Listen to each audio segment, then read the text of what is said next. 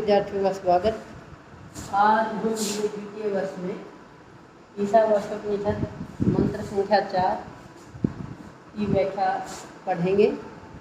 अब से पूर्व हमने मंत्र 1 में ईश्वर की सर्वव्यापकता और मानव को उसमें संदेश दिया गया कि हे मानव, तो पूर्ण पुरुषार्थ कर और किसी पराये के धन का लालच मत कर। दूसरे मंत्र में कहा गया कि हे मानव, तू शुभ कर्म करता हुआ ही 100 वर्षों तक जीने की इच्छा कर, क्योंकि इस शुभ कर्म करके ही तू अपने इस जीवन नैया को पार लगा सकता है। तीसरे मंत्र में बताया गया कि जो व्यक्ति अपनी आत्मा का हनन करते हुए बहुत बड़े पापी बनते हैं, इसलिए हे मानव, तू अपनी आत्मा का हनन मत कर। अब ये चतुर्थ मंत्र, क्योंकि हमने जैसा कि पहले पढ़ा है कि ईशावास्योपनिषद, ईश कहते हैं परमात्मा, जहाँ ईश्वर ब्रह्म परमात्मा उसका वर्णन किया गया, उसको क्या कहा गया, ईशावास्योपनिषद। तो प्रस्तुत मंत्र के अंदर उस ईश्वर, उस ब्रह्म, उस परमात्मा का वर्णन किया गया है।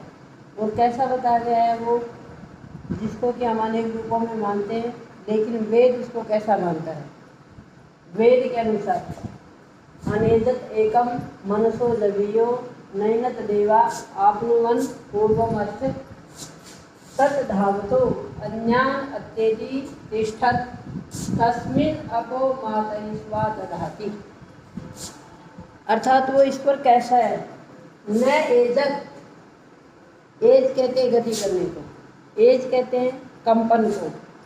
तो कैसा बताया वेद के अनुसार, न एजत अर्थात वो गति नहीं करता और गति करता भी, दोनों चीज़ें, क्योंकि सर्वव्यापक है तो सर्वत्र गति भी करता है।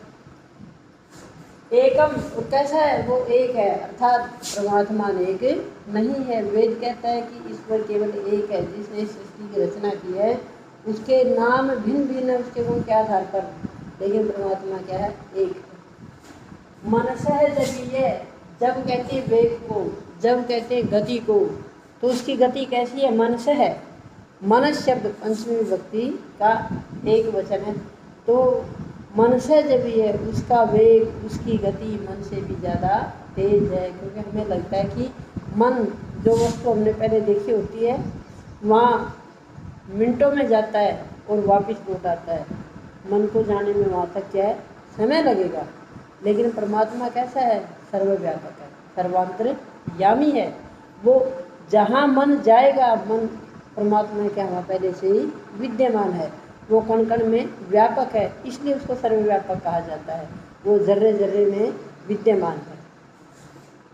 न एनत देवा, न एनत, न एनत देवा, एनत, एनत ब्रह्म, एनत ईश्वरम, देवा, यहाँ देव जो शब्द है वो देवताओं के लिए नहीं है, देव इंद्रियों को भी कहा जाता है। देव इंद्रियों को भी कहा जाता है। क्यों? देवता भी देते हैं, इंद्रियां भी हमें क्या है, सुखी सुख प्रदान करती। न एनत, एनत उस ईश्वर का विशेषण है, उस ईश्वर को। देवा, ये इंद्रियां, ये हमारी भौतिक जो इंद्रियां हैं, ये भी न आप क्या उसको प्राप्त नहीं कर सकती। कैसा है वो, पूर्वम अर्चक, अर्थात वो पहले से ही सब जगह विद्यमान है, पहले से ही सर्वत्र पहुंचा हुआ है।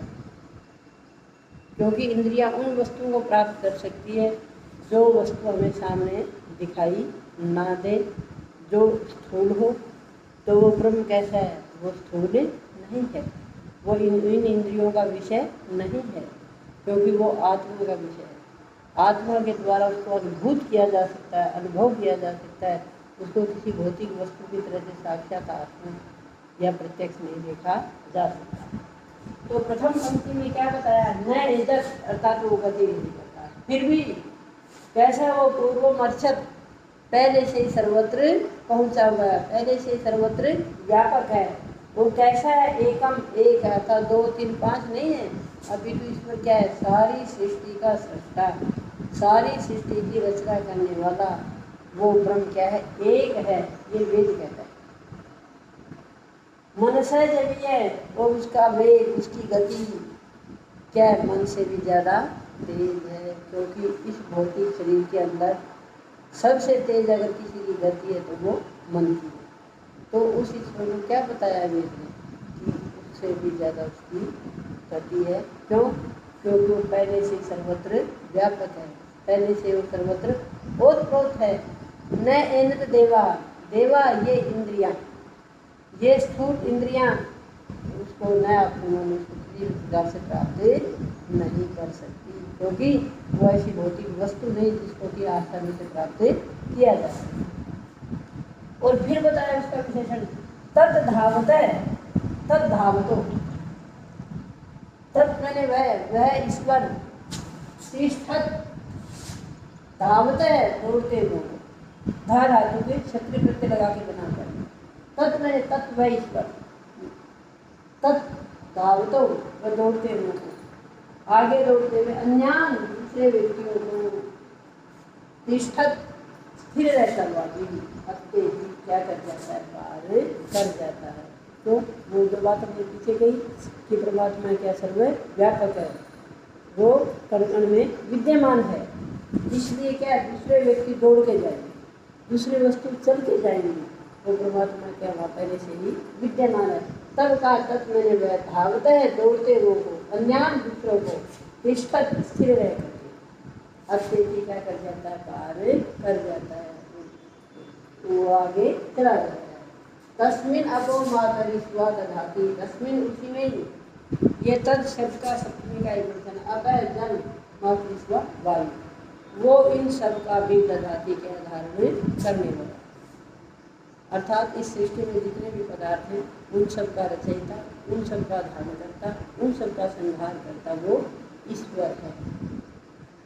तो हम इस पूरे मंत्र से क्या समझे कि वो परमात्मा एक है, वो स्थिर भी है, वो गति भी कर रहा है, वो उसकी गति मन से भी ज़्यादा तेज है।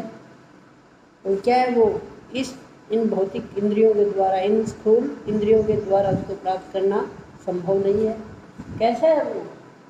तिष्ठत स्थिर रह करके दूसरे दौड़ते हुए सबको पार कर जाता है। अब इसके अंदर व्याकरण के कुछ शब्द है। एजत, न एजत अनेजत, इसमें न तत्पुरुष समास है। मनस है, ये मनस शब्द है, पंचमी विभक्ति का एक वचन। एनत, ये इदम शब्द है, इदम शब्द के नपुंसकलिंग का द्वितीय विभक्ति में वैकल्पिक रूप बनता है। आपनुवन, आप धातु, लं लकार, प्रथम पुरुष बहुवचन। फिर शब्द आया अर्षक, ऋष धातु, लं लकार, प्रथम पुरुष एक वचन। आगे इसमें शब्द है धावत है, धा धातु, क्षत्रिय प्रत्यय का होना होता है। अत्येति, अति प्लस में एति, यहाँ पर यण संधि है। अति प्लस में एति, यह ई है, इसकी वो क्या हो गया? ये हो गया, यण संधि है। तिष्ठत, था धातु, क्षत्रिय प्रत्यय का है। तस्मिन, यहाँ तद शब्द है, तस्मिन तद शब्द, सप्तमी विभक्ति एक वचन।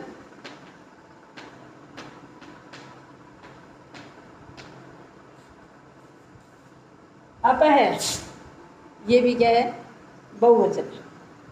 दधाती, धा धातु, लट लकार, प्रथम पुरुष एक वचन। इस प्रकार हम आखिर में सारूप में कह सकते हैं कि वेद के अनुसार वो ईश्वर एक है, वही सारी सृष्टि का रचने वाला है, वही क्या है? उसकी गति समस्त जड़ चेतन प्राणियों से ज़्यादा है, क्योंकि दूसरी सभी वस्तुएं चलकर जाएंगी, वो क्या है? सर्वत्र पहले से विद्यमान है, और वो सभी दौड़ते हुए को भी क्या है? पार कर जाता है। क्यों? क्योंकि वो ओतप्रोत है, और इस समस्त पदार्थों को, जल, वायु, अग्नि, इन सबको धारण करता भी वही है।